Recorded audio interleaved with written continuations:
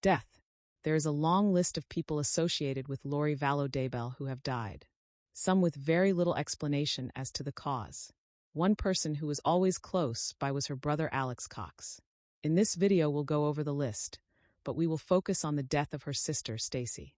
The first death we'll mention is that of Laura Lee Cox. Laura was the fourth child born to Barry and Janice Cox in 1971. Laura passed away 6 weeks later. Lori would be born 2 years later. Stacy Cox Cope, born June 17, 1966, was the mother of Melanie. Stacy died in 1998 at the age of 31. We'll look at the circumstances surrounding her death shortly. Joseph Anthony Ryan, Jr. married Lori in 2001 and the biological father of Tylee Ryan. Joe and Lori were divorced in 2005. In 2007, Joe was attacked by Alex Cox. Alex spent several months in jail after the attack. In 2018, Joe was found dead in his apartment. Lori married her fourth husband, Charles Vallow, in February 2006. The couple adopted Joshua Jackson, JJ, in 2013. Charles was shot and killed by Alex Cox on July 11, 2019. Tylee Ryan and JJ Vallow were last seen in September 2019. Lori refused to give the whereabouts of the children for months. Tylee and JJ were found buried on the property of Lori's fifth husband on June 9, 2020. Tammy Daybell, the first wife of Chad Daybell, died October 19, 2019. 10 days earlier, someone attempted to shoot Tammy at her residence, but was unsuccessful. Coincidentally, Alex Cox's phone pinged in the area on both the date of the attempted shooting and the day Tammy died. Alex Cox died December 12, 2019.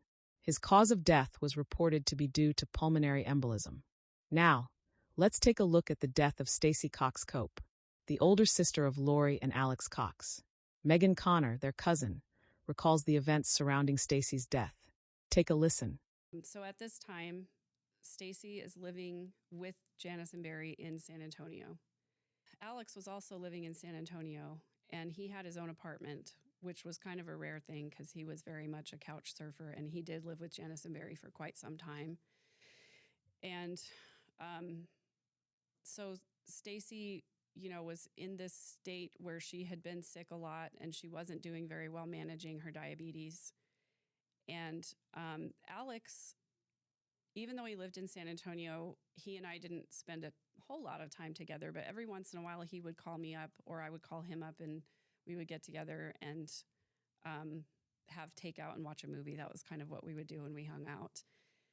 What's strange, though, is that we had gone a long time without really talking to each other, and a lot of my calls went unreturned, and I just thought, well, he's probably just busy or whatever. But one night he called me kind of out of the blue and asked if I wanted to hang out. And I was like, sure, came over to my house and we were watching a movie. And I just remember he wasn't as jovial and joking as he normally is. He was a lot quieter. Normally, you couldn't really watch a movie because he was constantly making a joke or a comment or something. And he was much more quiet than normal. And about a third of the way through the movie, he actually stopped the movie and he said, I've been really worried about Stacy lately. And I said, what's going on? And he said, well, you know how sick she's been. And you know that she has, really struggled with her diabetes. And I think she's been really depressed lately. And I'm just really worried about her. And I said, okay, well, what do you want to do about it? He said, well, the reason that I'm really concerned is because tonight she told me that she was just going to take a big shot and go to bed. And I didn't know very much about type 1 diabetes at the time, but now that I do, I have a son who's type 1 diabetic. And I know that if you take a huge shot of insulin, your blood sugar is going to go way low, and that's very dangerous. You can end up not waking up if you don't have somebody there to wake you up when your sugar goes low, to get you, to eat something. And so at the time, I didn't really know what that meant. Take a big shot and go to sleep. Does that mean that, like, if you take a big shot that you're going to sleep longer or better or whatever? And he said, I'm just really worried that she might do something to hurt herself. And he said, will you come with me to my parents' house to go check on her? And I said, yeah, sure. I be happy to do that. So on their way over there, I was asking him, where's everybody else? Why is nobody with her? And he said that they were all in Hawaii. So Okay. Janice, Barry, Lori, Colby, and Summer had all gone to Hawaii, and Adam was working. And so it was just Alex and Stacy, and Alex was in his own apartment. So Stacy was at the Cox house by herself. And so he told me that, they were all on vacation. So we drove over there, and I don't really remember if the door was locked or how we got in, but when we opened the door, all the lights were off, everything was dark. And I know Stacy had her own room, but what was odd to me was that we went straight upstairs to Janice and Barry's room. And Alex was like leading the way. And I was like, why would she be up here? He's like, well, their bed's more comfortable or something like that. I can't remember what he said. And we go in there, and she's lying on the bed and she's sleeping. And Alex goes over and tries to shake her and wake her, and she won't wake up. And he calls her name and calls her name again. And then he shakes her harder, and she won't wake up. And I remember not really understanding what was going on. I just thought, I was like, that's weird. Why won't she wake up? I mean, I could see she was breathing. She looked like she was fine to me. And, but she just wouldn't wake up. And so Alex called 911, and the paramedics got there, and almost immediately one of the paramedics got up on the bed next to her and thumped her really hard in the sternum with his 2 fingers and called her name, and she wouldn't wake up. And so he immediately got off the bed. They immediately brought a stretcher up the stairs, and they started cutting her clothes away. And I just turned away, and I was like, what is going on? Why does everybody know what's happening except for me? Everybody obviously knows this is very serious, but all I can tell is that she's not waking up.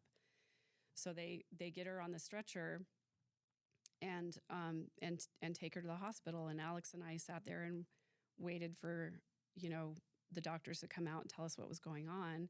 And I called my parents, and my parents came, and they came out and told us that she was in a diabetic coma and that she was not going to wake up. And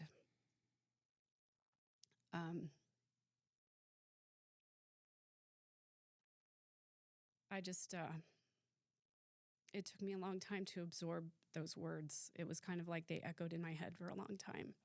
And my parents were there, and so I thought, well, they'll call Janice and Barry, and they'll let them know what's going on. And they did. And gradually over the next few hours, we sort of started to figure out what was happening. And they did keep Stacy at the hospital for a few more days while my parents arranged for hospice care. And I thought that, everybody would come home and be there with Stacy, but they didn't come home. They stayed in Hawaii. And I remember when they transferred Stacy to the hospice facility, and I came in, and right after they had gotten her settled, and Alex showed up shortly after that. When Alex showed up at the hospice care, I kind of asked him, I was like, where have you been? It's been a couple days, and my parents had been there, and I was there, but Alex was nowhere to be seen. And I think in light of everything that's happened, we cannot ignore the fact that Janice and Barry had told Stacy over and over, maybe it's your time to go. She'd been sick for a long time. She was somewhat of a burden on Barry and Janice, not working, racking up all these medical bills. At one point, Barry was giving her morphine, and I didn't think she was sick enough to need something like that, but I didn't know for sure. Because again, family secrets. And everything. And I think we just can't ignore the possibility that they went to Hawaii and Alex performed a mercy killing. I really think that's what happened, especially in light of everything else, looking back on how suspicious the circumstances were and how he used me basically as an alibi to go with him to Barry and Janice's house and find Stacy together so that he wouldn't be the last person that saw her alive.